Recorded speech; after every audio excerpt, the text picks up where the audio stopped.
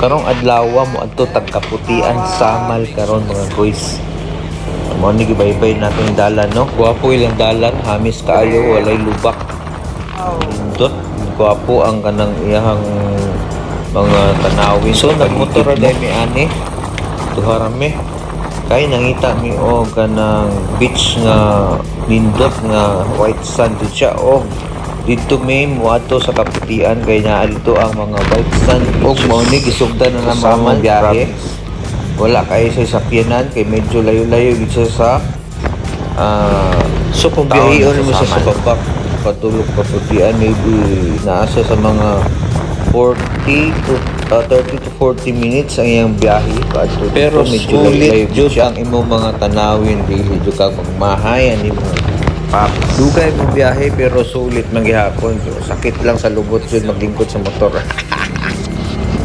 so mo ni naa siya mga tanawin diya sa daplin sa baybay daplin na sa baybay ang uban na ano so yun na siya mao na ni ang beaches karon picture na lang ako mapakita kay nakalimot po video sa nindot lagi sa lugar.